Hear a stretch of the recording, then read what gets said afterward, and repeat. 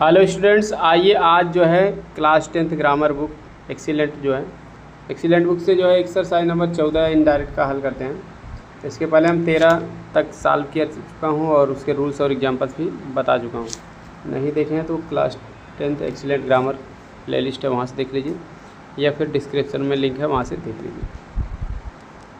चलिए देखते हैं। पहला है, how many of your friends are coming to dinner tonight said A to B. A ने बी से कहा, क्या कहा? How many of your friends, तुम्हारे दोस्तों में से कितने are coming to dinner tonight, आज की रात डिनर के लिए आ रहे हैं। तो हम यही कहेंगे कि मतलब ए आस्क्ड बी, इनडायरेक्ट जब बनाएंगे तो ए सब्जेक्ट हो गया, ए आस्क्ड बी, ए ने बी से कहा। उसके बाद आपको क्या करना पड़ेगा, how many of your friends जो है ये प्रश्नवाचक शब्द है आपका, तो ये पूरा आप कितने दोस्त, तो ये पूरा आपको लिखना पड़ेगा। ए आस्क्ड बी हाउ मैनी, ये कंजक्शन का काम भी यहाँ करेगा। ये फ्रेज है, प्रश्नवाचक का काम कर रहा है, यहाँ कंजक्शन का भी काम करेगा। How many of your friends, ठीक है। अब योर का क्या हो जाएगा, बी के अनुसार हो जाएगा his friends. How many of his friends, A ने बी से कहा कि उसके कितने दोस्त। मान लीजिए किसी लड़की का नाम ए है, किसी का नाम बी है, काल्पनिक नाम मान लिया गया।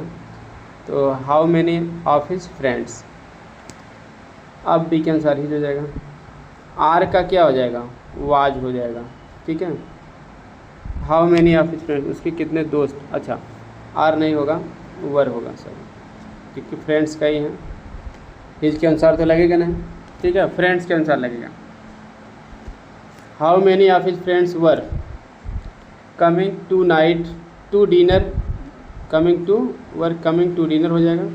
और टू नाइट का हो जाएगा दैट नाइट, टू नाइट का क्या हो जाएगा, दैट नाइट। जैसे टुडे का दैट डे हो जाता है, उसी तरह से टू नाइट का दैट नाइट हो जाएगा। टू नाइट माने आज की रात, दैट नाइट माने उस रात, ठीक है। और टुडे माने आज, दैट डे माने उस, तो हो जाएगा। फिर से बता दे रहे, A asked B how many of his friends were coming to dinner that night.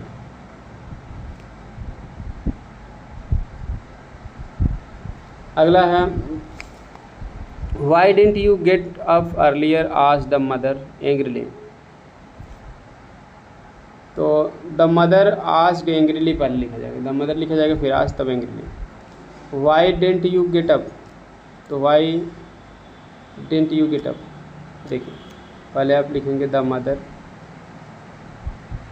Asked लिखेंगे, फिर एंग्रीली लिखेंगे, ठीक है। उसके बाद वाई का वाई ही रहेगा। वाई डोंट यू, तो यू जो है सब्जेक्ट है, सब कंजक्शन के बाद हम सब्जेक्ट लिखेंगे, तो यू को बदलेंगे आप, ठीक है। किसके अनुसार बदलेंगे, तो इसमें दिया नहीं गया, ठीक है। तो एक ऑब्जेक्ट आपको मान लेना पड़ेगा, नहीं दिया है तो मतलब कि why don't you get up earlier, तुम पहले क्यों नहीं उठ, ठीक है, उठ गए। तो माँ ने क्रोधित होकर कहा, मान लीजिए हिम मान लीजिए, या हिज सन मान लीजिए, अपने पुत्र से कहा, या हिम मान लीजिए, कुछ भी कर दिया, क्लियर। मदर आस्क्ड, या ठीक है, एंग्रीली। अब आज के बाद यहाँ हिम लिख दीजिए, या डायरेक्ट वहाँ भी लिख देंगे तो कोई दिक्कत नहीं। आज हिम एंग्रीली, या आज हिज सन एंग्रीली, कुछ भी कर सकते हैं। या वाई के बाद अब यू का ही कर दीजिए, वहाँ हिम लिखें तो यहाँ ही कर दीजिए, नहीं लिखें तब भी डायरेक्ट भी कर देंगे, दिक्कत नहीं है, लिख देने से कंफर्म हो जाता है, हाँ यही आपकी। तो मदर आस्क्ड हिम एंग्रीली, या mother asked angrily. Why he didn't का जो है हाइडेंट हो जाएगा, डिडंट मतलब डिड नॉट का शॉर्ट फॉर्म, तो इसका पास्ट परफेक्ट बदलेंगे तो हाइड नॉट हो जाएगा, हाइड नॉट, या शॉर्ट फॉर्म हाइडेंट भी लिख सकते हैं। हाँ हाइड नॉट। गेट गाट, गाट, गेट का थर्ड फॉर्म गाट होता है, सेकंड भी गाट होता है, गाट अप अर्लियर, ऐसे हो जाएगा। अगला, the employer asked do you think you can learn Russian in a year.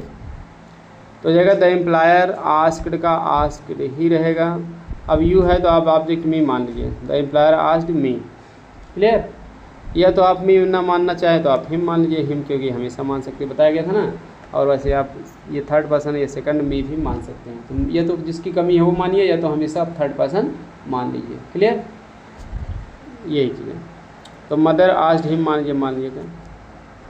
तो यू को आप, हाँ ये फर्स्ट टाइप है, तो इस हिम के बाद आप कंजक्शन लगा दीजिए इफ़ यू को आप हिम माने होते ही कर दीजिए, अगर मी माने होते तो आप आई कर देते। क्लियर। और थिंक का क्या हो जाएगा, थाट। इफ़ आई थाट या इफ़ ही थाट, जो भी हिम माने थे हो जाएगा, मी मानते थे आई हो जाता थाट। फिर यू, हाँ do you think you can learn Russian, ही नहीं है। अब देखिए यहाँ क्या है, इफ़ ही थाट, अब फिर वही यू जो है यहाँ एज ए सब्जेक्ट आया है वर्ब के बाद, ठीक है, यू कैन, तो यहाँ फिर ही लिखेंगे। If he thought he can का कुड हो जाएगा, could learn Russian in a year, यही हो जाएगा। क्लियर हो गया। क्योंकि यहाँ देखिए दो सब्जेक्ट आया है, डू यू थिंक फिर यू कैन, थिंक के पहले सब्जेक्ट यू है, यू कैन के पहले यू, तो दोनों बार ही मानेंगे हम, ठीक है ना। हिम माने ही हो जाएगा, मी मानते दोनों बार आई हो जाता। क्लियर। अब एक बात ध्यान लीजिए कि यहाँ हाँ कैन का कुड हो जाएगा, कुड के साथ फर्स्ट फॉर्म ही लगता है, लर्न नहीं रहेगा। अगला है can anyone tell me why the boss was so angry, inquired the secretary. तो हो जाएगा सबसे पहले द सेक्रेटरी इंक्वायर्ड हो जाएगा, उसके बाद फर्स्ट टाइप का कंजक्शन इफ लगेगा। एनी वन सब्जेक्ट है तो उसको आप लिख देंगे इफ़ एनी वन, कैन का क्या हो जाएगा, could. If anyone could tell, अब मी को जो है हम सेक्रेटरी के अनुसार बदलेंगे तो हिम हो जाएगा, could tell him why the boss was so angry, तो वाज का हो जाता है हैड बीन में हम बदल देते हैं। Clear. Had been so angry, एक बार जान लीजिए वाज के साथ आई एन जी फॉर्म नहीं है, तो वाज पास्ट कंटिन्यूस नहीं है, वाज सेकंड फॉर्म है, जे एम आर का वाज होता है, वाजेवर, तो सेकंड फॉर्म है तो बी का सेकंड फॉर्म वाजवर होता है, ठीक। अब बी का थर्ड फॉर्म क्या हो जाएगा, बीन, तो सेकंड फॉर्म को हैड प्लस थर्ड फॉर्म बदलेंगे तो इसलिए हैड बीन हो गया। क्लियर हो गया। चाहे इस तरह से होता, चाहे वाज के साथ आई एन जी फॉर्म होता, तब भी वाज का हैड बीन हो जाता। समझ गए ना बात। चलिए आगे बढ़ते हैं, तब आपको समझ में आ गया तो चलिए आगे देखते हैं। Shall I live to be 100, the old man asked, बूढ़े आदमी ने पूछा shall I live to be 100, क्या मैं 100 साल जीवित हो पाऊँगा, रह पाऊँगा, ठीक है ना, 100 साल होने के लिए रहूँगा, ये 100 साल जीवित रहूँगा। तो द ओल्ड मैन आस्क्ड, इसको आप ऐसे ही कर दिए पहले, उसके बाद इफ़ लगा दिए इफ़, उसके बाद सब्जेक्ट लिखेंगे ही, और ही के साथ बिल लगता है इसलिए वुड हो जाएगा। If he would live to be 100 हो जाएगा। Clear. If you would live to be 100, कि क्या हुआ, 100 साल होने के लिए जीवित रहेगा, ठीक है, 100 साल रह पाने के लिए जीवित रहेगा, 100 साल रहेगा जीवित। अगला shall I get the dishes on the table और विल हैव टू वेट, क्या मैं डिश तस्तरियों को जो है टेबल पर प्राप्त करूँगा, या व्यंजन को टेबल पर प्राप्त करूँगा। डिश माने पकवान भी होता है, तस्तरी भी होता है, पकवान को व्यंजन बने हैं उसको टेबल पर ही मुझे मिल जाएगा। Or will have to wait, अथवा मुझे इंतज़ार करना पड़ेगा। तो mister Sharma asked her husband, missus Sharma, इसमें श्रीमती शर्मा, मिस्टर शर्मा की वाइफ श्रीमती शर्मा ने अपने पति से पूछा, तो उसके बाद आप कह देंगे क्या, Mrs Sharma asked her husband, asked है पहले से ही तो आप रहने दीजिए, कोई दिक्कत नहीं। उसके बाद आप इफ़ लगा दी इफ़, अब आई का आप मिसेस शर्मा के अनुसार बदलेंगे तो सी हो जाएगा। इफ़ सी के साथ बिल लगता है इसलिए वुड हो जाएगा। इफ़ सी वुड के साथ फर्स्ट फॉर्म में लगता है gate the dishes on the table, सब कुछ वैसे रहेगा। आर बिल का वुड हो जाएगा, or would have to wait. Clear. Full stop हो जाएगा। अगला है सबिया सेड, ठीक है, Subia said what do they know of the business. तो देखिए इसमें क्या हो जाएगा कि Subia said what do they know, तो सुबिया सेड का आस्क्ड हो जाएगा, Subia asked, conjunction second type का है तो वही रहेगा, व्हाट ही रहेगा। व्हाट के बाद सब्जेक्ट लिखा जाएगा दे, डू हट जाएगा क्योंकि डू के साथ नॉट नहीं है, नो का सेकंड फॉर्म क्या हो जाएगा यहाँ, न्यू।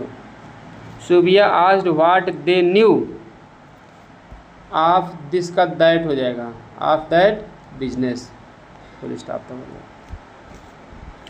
अगला Sheela said to the stranger, how much water do you want, Sheela asked the stranger. उसके बाद हाउ मच वाटर, यू का जो है स्ट्रेंजर के अनुसार आप बदलेंगे तो ही हो जाएगा और डू हट ही जाएगा, डू के साथ नॉट नहीं है।